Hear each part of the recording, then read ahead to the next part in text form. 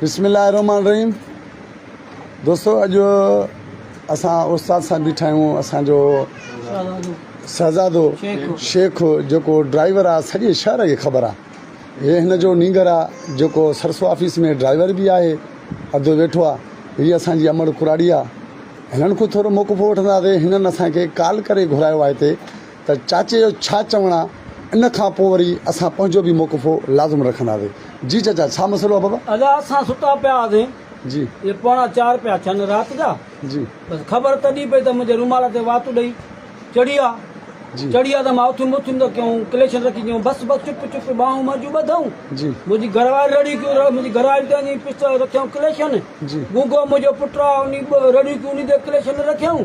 जी बाहूं मजू ॿधऊं। बाबा छा आहे मसइलो आहे छा? पर मां ॾिसां त सही त पंहिंजी पुलिस आहे जा दाड़ न टपी पिया। हाँ। पर मां त ॾिठमि त जानमन सामटियो एशियो छो हिकु उहो बीठो आहे, ॿियो सुल्तान पहर बीठो आहे, ॿियो नूर नबी भट्टी बीठो आहे। सॼे ज़िले जी जेका नफ़री हुई 40-50 पुलिस वारो हुयो जेके मुंहिंजे कलेक्शन निड़ी खां परे न पिया कनि।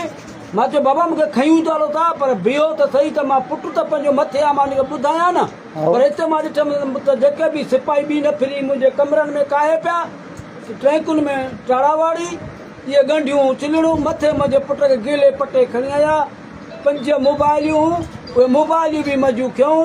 पैसा मुंहिंजा बटू में पिया, उहे बटू बि खयूं। कल्ह मोटरसाइकिल मुंहिंजे भाइटे खपाई, 50,000 रुपया मुंहिंजो हुन बटू में पियो। 30,000 मां पंहिंजे पुट जी मंगणी खां रखिया, 80,000 उहो, 7,000 उहो, 87,000 मुंहिंजो, 5 मोबाइलियूं, ॿियो असांजा टॉप्स आहे, के वाला हल्का ग़रीबत जा। मां मज़दूरी कंदो आहियां, पराई गाॾी हलाईंदो आहियां, ड्राइवर आहियां, टैक्सी ड्राइवर आहियां।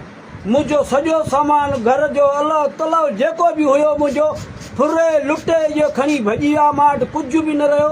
आख़िर में जानमन चयो छॾियो बाबा छॾियो, हे ग़रीब आहे। मां चयो हाणे ग़रीब आहे जॾहिं मुंहिंजो सामान सॼो कान खयूं थो वञी, मुंहिंजो घरु सॼो लुटाई थो वञी। सुभाणे तूं ॼाण मां वेंदो मां कोर्ट ॾे, पोइ जेको मुंहिंजो कोर्ट अलाह मुंहिंजो फ़ैसिलो कयो।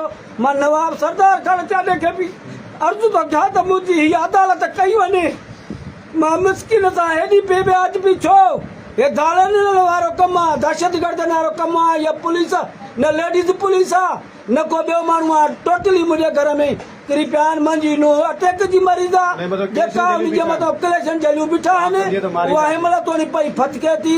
मां अर्ज़ु थो कयां जज खे, आला जेको SP साहिब आहे, जज साहिब आहे,